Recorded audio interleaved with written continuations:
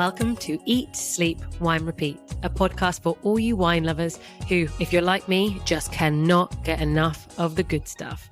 I'm Janina Doyle, your host, brand ambassador, wine educator, and sommelier. So stick with me as we dive deeper into this ever-evolving, wonderful world of wine. And wherever you are listening to this, cheers to you. Hello again, wine friends, and welcome back to another episode. So this is part 2 of our exploration into Ukrainian wine. Now, if you've missed part 1, we took a deep dive into the native and the local grapes of Ukraine, so be sure to check that out. But today, we continue the journey with the incredible Sera Crow. She was born and raised in Ukraine. She's now living in the UK. And Sera is a doctor of chemistry turned wine communicator, educator, and WSET diploma holder. So she is a true ambassador for Ukrainian wines. And in this episode, we are going beyond the grape varieties to finally, sorry, it took me quite a while. I wanted to put it into part 1, but this is where we touch on the main wine regions of Ukraine, from the Black Sea coast to the Romanian and Hungarian border. We will explore the challenges that the winemakers are facing and the impact of recent conflicts, as well as their resilience and innovative techniques like infusing wines with botanicals. So spoiler alert, I'm going to be trying a wine version of a mojito. Finally, we look ahead to the future of Ukrainian wine tourism. But before we dive into the conversation, let me take a quick moment to remind you that wine is more than a drink. It is an experience. And I love nothing more than bringing people together through it. So whether you're planning a party, you have a business event that could, use a little extra excitement, or even just a virtual tasting with friends across the globe, I can make it happen. If you are looking for something different, I've got plenty of fun ideas. Have you ever started with a gentle grounding meditation, then tasted wines matched to your mood? Have you ever tried blending different grapes to see how the flavors change? And of course, you can never go wrong with a classic wine and chocolate night or cheese and wine pairing. So if that sounds like fun, and trust me, it is, get in touch. Email me at Janina, Janina, Janina at eatsleepwinerepeat.co.uk, or DM me on Instagram at eatsleep_wine-repeat. Now let's jump back into our conversation with Sera and uncover the incredible story of Ukrainian wine.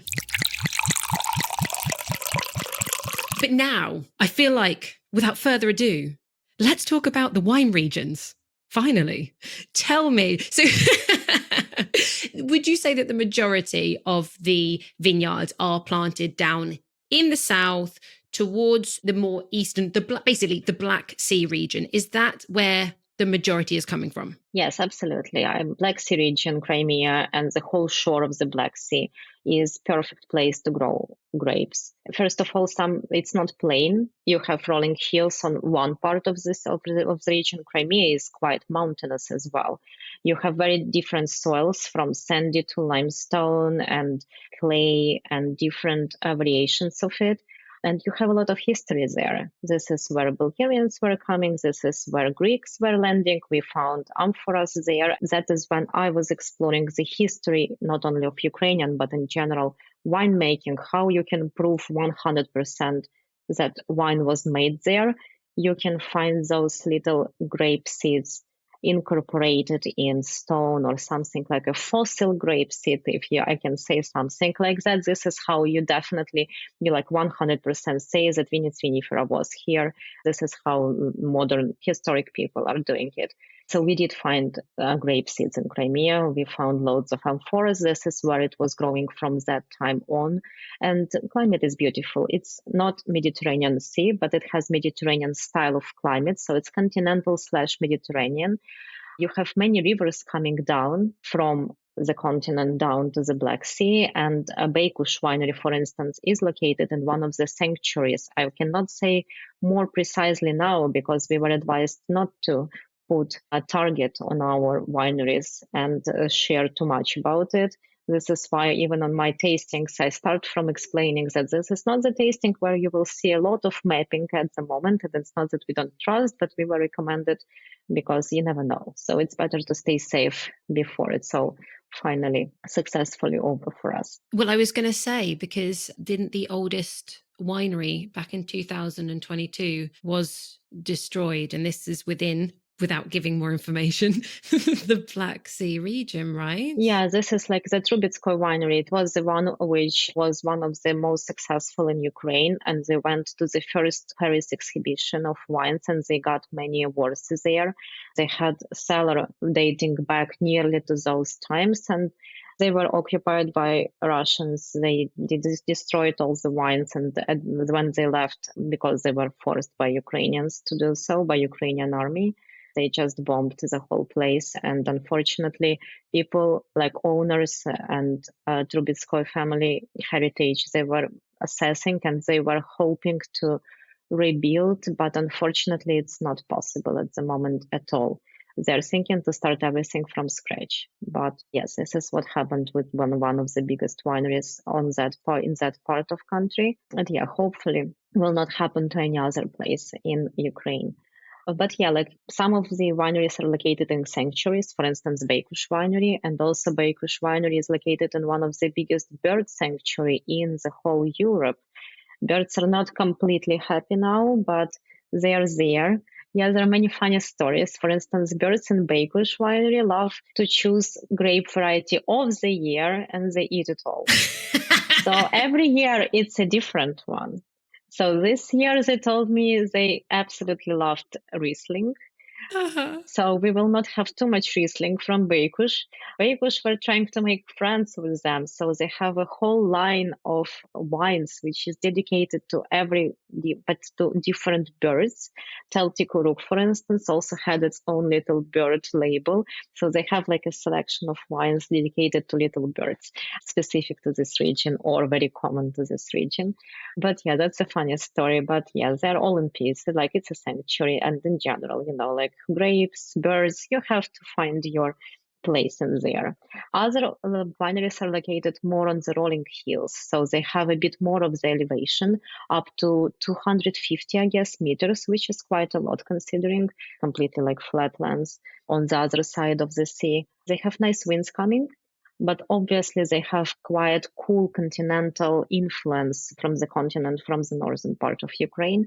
So wines are resting definitely under the snow there as well. So are they doing anything? I remember speaking with a winery on one of my podcasts many, many episodes ago, and they need to actually bury the vines underneath the soil to protect them during the snowy winter months. Is that something that they're doing a similar technique? It's not severe in Ukraine. I know that Ukraine is associated with very cold country, but to be honest with you, in Kiev at -5, it's better than in London at -1.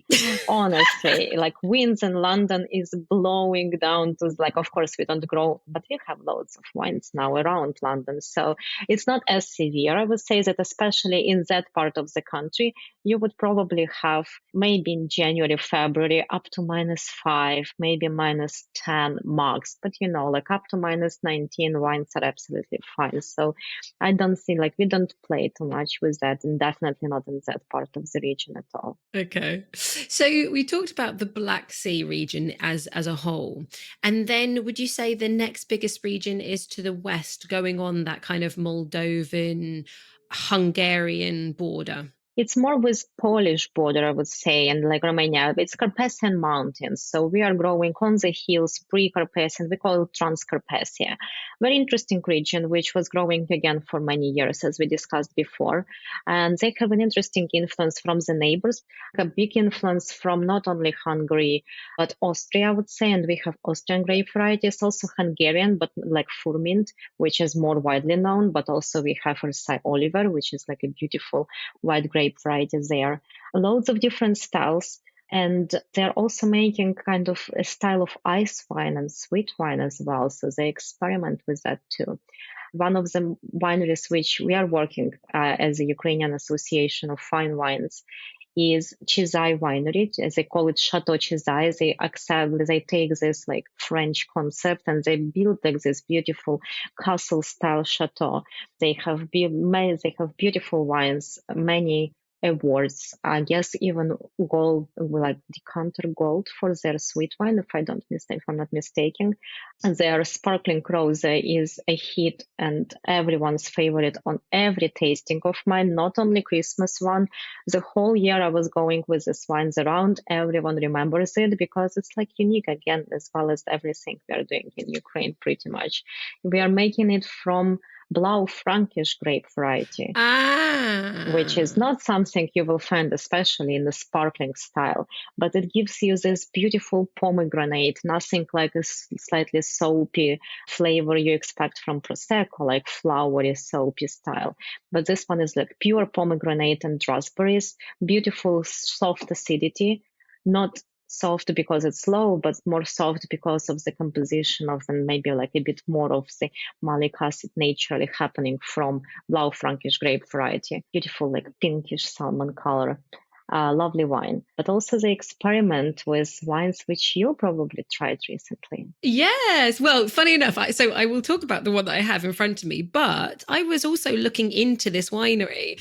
And you mentioned that they use Blaufränkisch, an Austrian grape, in their sparkling rosé, but they also do a semi-dry Blaufränkisch, like a still wine. And I just thought to myself, first of all, that's something I wanted to ask you about. I've never seen an off-dry, a slightly sweeter version of something like Blaufränkisch. But also in my hand right now, I have a medium sweet Pinot Grigio, which they have infused with lime and mint. So is this something that they like to do, have sweeter options? Is that something that the palate of the Ukrainians are accustomed to, or is this more just this winery? I would say that in general, during Soviet Union times, we were more accustomed to medium sweet of dry styles of wine in general. And again, it also slightly linked to the church and Orthodox church, as everyone, we not Catholics, we are Orthodox, but still we also have this tradition of like a piece of bread as the body of Christ and wine as blood of the Christ. And we have this very traditional wine originated from Crimea, I would say. And usually they were like this rich, dark fruit and probably more off-dry styles of wine. Let's again remember that sweetness was kind of preserving the wine, or was assumed that it will preserve your wine back like 100 years ago. So I think that Chateau Chizai just likes to experiment with it as well. We were using the off-dry Blaufränkisch in our milled wine making. And again, let's remember that you can have it differently. And what was very common in Soviet Union is just to take wine of very bad quality and then sweeten it to just mask all of those off flavors and all of those things around it. Now, what Chateau Chizai is doing, they're using stop fermentation. So you don't sweeten your wine. You just have the super ripe grapes full of beautiful sugars. Your yeast starts to eat sugar. It makes alcohol, but then you just stop the work of the yeast and you still have this beautiful grape sugars there, which is making your full-bodied, interesting, soft tannins, beautiful fruit wine. In milled wine, it was absolutely outstanding. You don't need to sweeten it with anything. It opens up enormously, but it can be also really nice, as I say again, like with Thai or any Asian spicy food as a accompanishing wine. It will not concrete, it will mellow nicely and add this needed sweetness to soften all of the heat of the wine. In general, I think in Ukraine, we love to experiment. So this is where those styles are coming from. What you are having right now, the mint infused one, is a different story. So they again use stop fermentation, but then they decided to make something fun. I think it's a cocktail wine. I love to serve it with a cube of ice on my presentations, and it just amazes everyone. They grow mint on site and they make own infusion of mint and lime on site. So they don't buy those infusions and they just add like tiny bit to the wine, creating this like wine mojito, if you would like to say so. No, I totally agree. When I got it, I thought, what the hell is this? But interestingly enough, I love the fact that we're talking about this now, because literally just a few episodes ago, I was talking with Kathleen Wilcox about interesting different wines around the world and new, you can't really necessarily say trends, but in some places, just things for people to look out for if they want to try new discoveries. And one of them is infusing wines with botanicals. And we were talking about a specific winery that's doing it. And I wasn't 100% convinced because for me, I just love pure wine. But again, the story of they would go out, the kids with their baskets around the estate, collecting herbs and different fruits and things from the estate to actually infuse with the wine, which again, sense of terroir, sense of place, right? So here you are saying that they are, they're growing their own mint. It's a very similar story. And if I'm judging this as a wine, no, I don't like it because it doesn't taste like wine to me. If I am judging this as a alcoholic, interesting drink, which is, as you just said, a wine mojito, 100%. My mum fell in love with this. I only have one glass left in the bottle. My mother drank nearly all of it. She allowed me to have a glass, but I loved that because it goes to show, we were having a late New Year's Day, kind of a late celebration.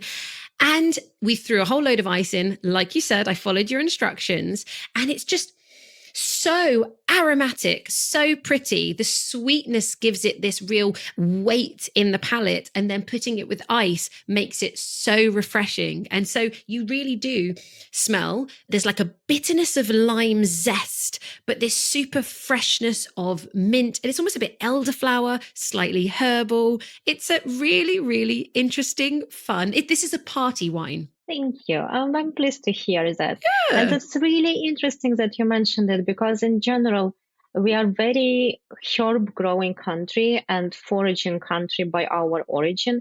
Even when I was a kid, we had like this different bushes with different herbs, and my grandmother was taking some mint in the evening and made us some tea, like basically putting those mint leaves in the hot water.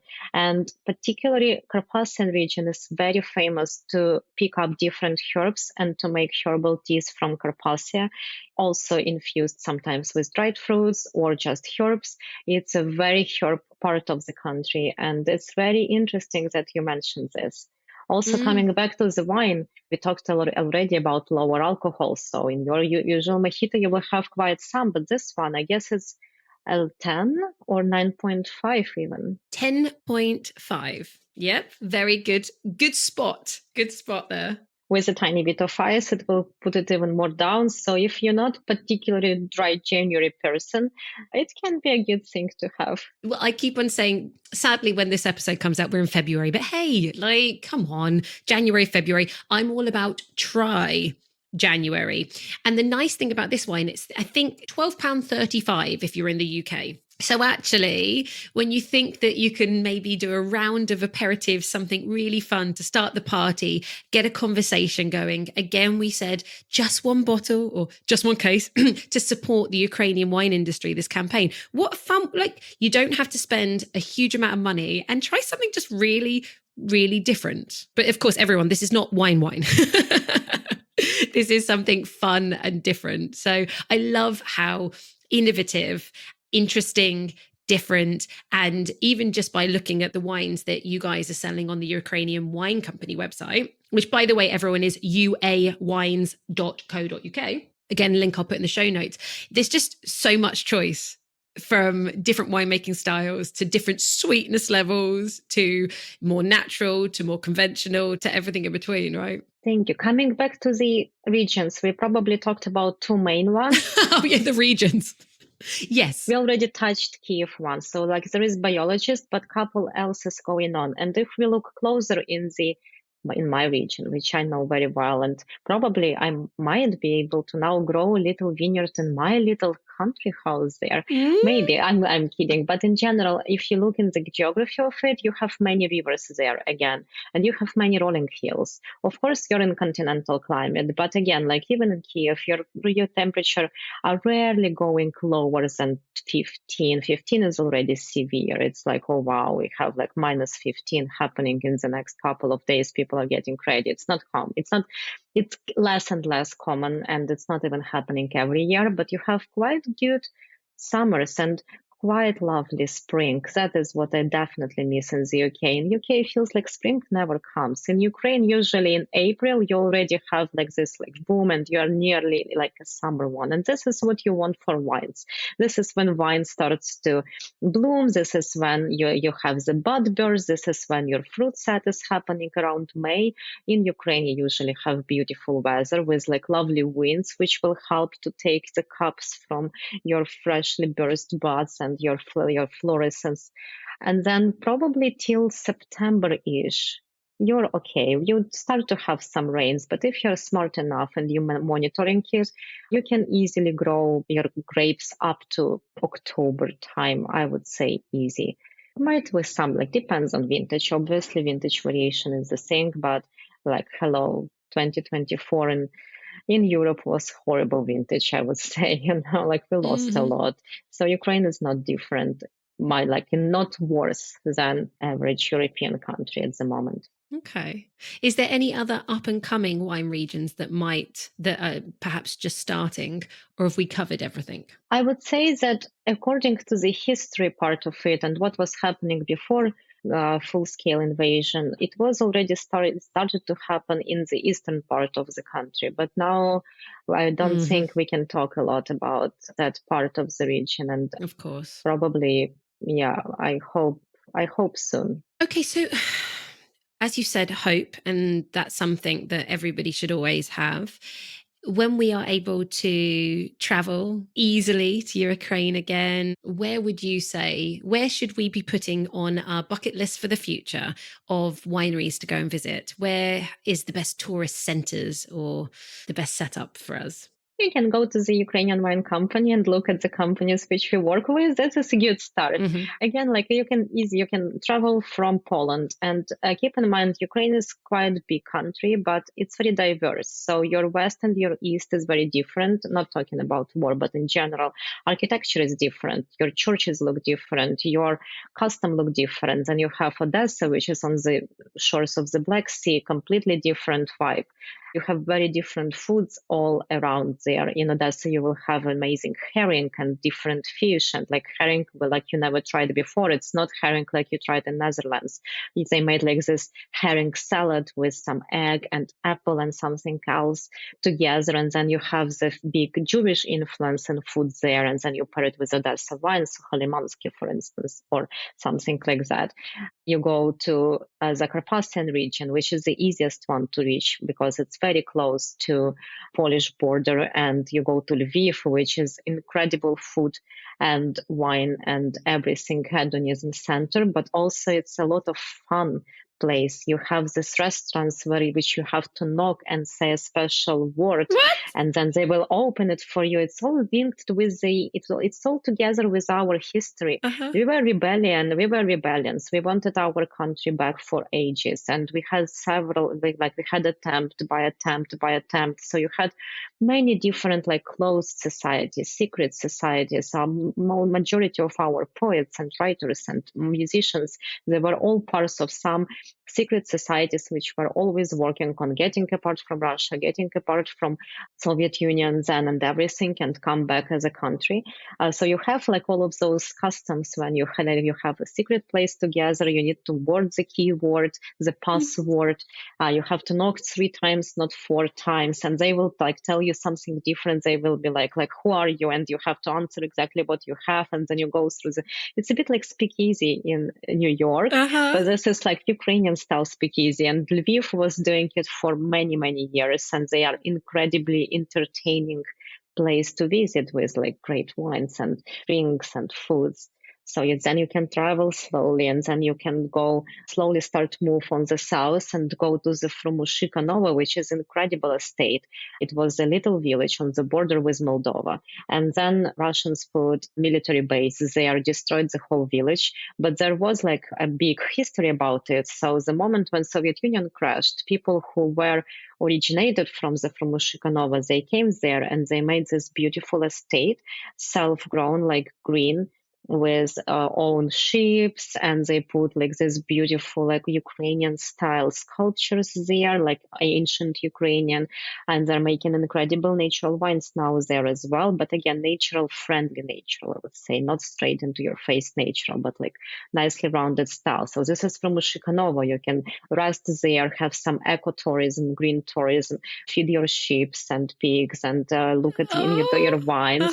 And then you are going to Odessa region, and you go to Villa Tinta and have one of the best Odessa Black in the country. And then you go to Colonist and have this amazing Bordeaux blends and try their Odessa Black and compare the styles. And then you go to Baikush. You can have a big circle around, and then all the way back to Kiev and explore my place and like my favorite place in Ukraine and my town. I'm from Kiev originally.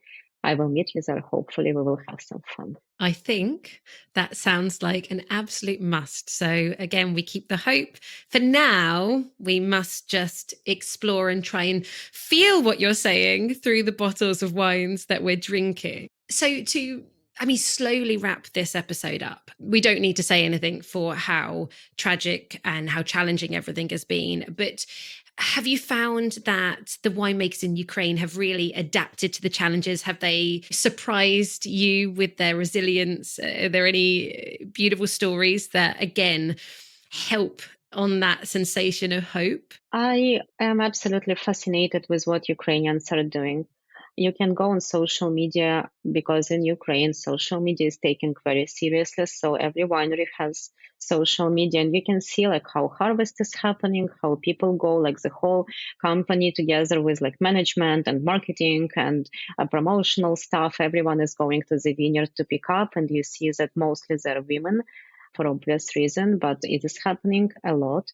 I was doing my research on how the vintage variation / what is happening in Ukraine influenced the amount of wine which we are producing. And I would say we are doing things like we didn't stop at all. We have destroyment of part of the industry, but the industry which remains working, they work and they work very efficient. So our vintage happened, our harvest happened, wine is made, wine is aged, and we are waiting for the new wines from 2023, from 2024 to come.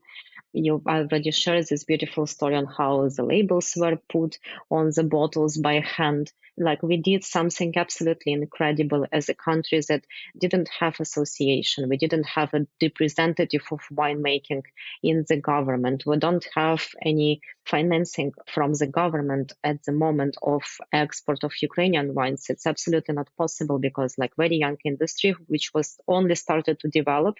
And then we have other questions to focus on now from the financial point of view. But we were very lucky over those 3 years to have dedication from people like my colleagues and winemakers to put all the forces and to do our work for free just to promote Ukrainian wines.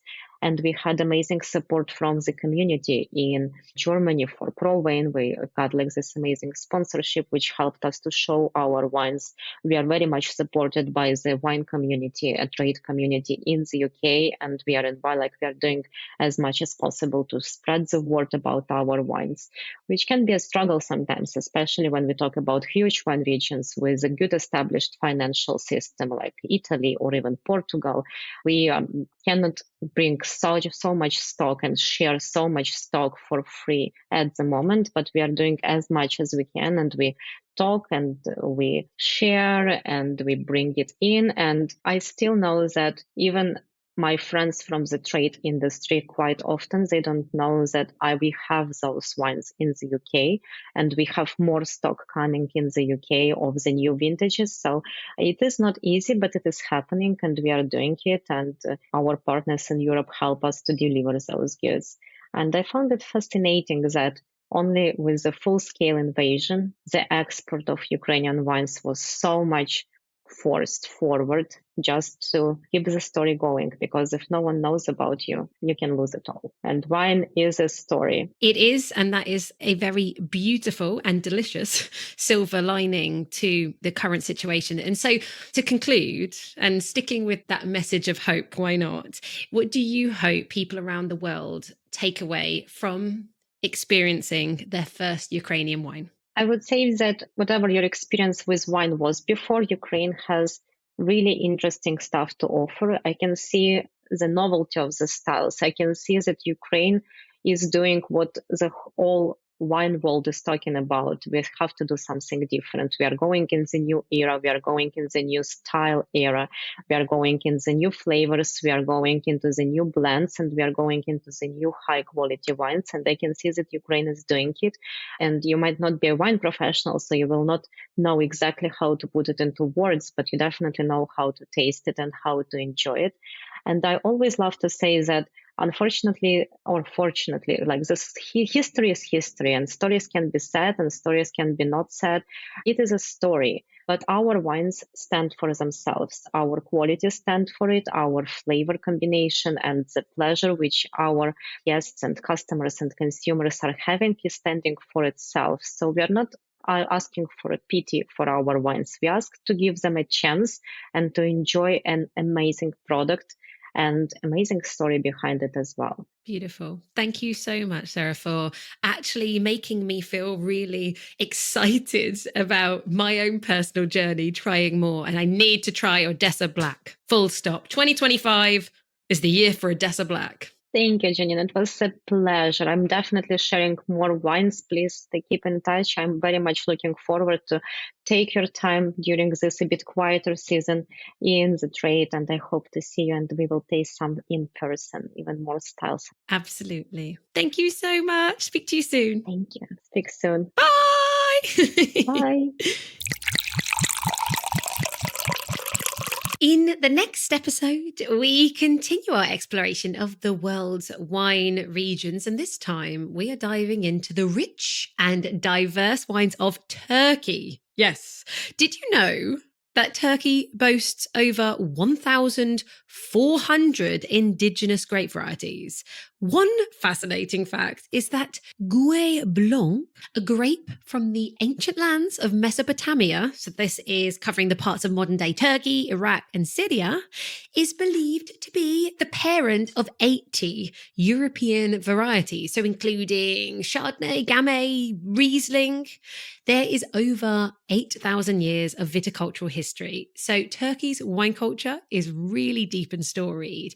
And on this episode, it was inspired by the book Turkish Wine, A Heritage Reborn, which tells the story of the country's wine history and a special female winemaker, Olus, from Vinolus Winery. So I'm going to be chatting with Silla, her daughter, and wine writer Bronwyn Beatty, who helped bring this incredible story to life in English. But a wine quote before we go. Now, this one I can't attribute, but I just love it. And it is, when life gives you lemons, make wine. Now, perhaps this is a decent enough metaphor for turning adversity into something positive and fulfilling, so very much like the Ukrainian wine industry's resilience. Hence why I chose this one for the episode. So do go to my show notes to get links for where you can get hold of these wines. And then afterwards, if you have enjoyed this episode, please do share it with your wine-loving friends, like it, leave a rating, and even better, leave a review, as this is going to make the podcast far more discoverable for fellow wine lovers. And, well, it makes me really happy. Wishing you all a wonderful week ahead. May it be filled with strength, resilience, and little moments of joy. And remember, no matter what comes your way, carry that virtual sword in one hand and a glass of wine in the other. Here is to a week of growth and positive energy. And until next Monday, wine friends, cheers to you.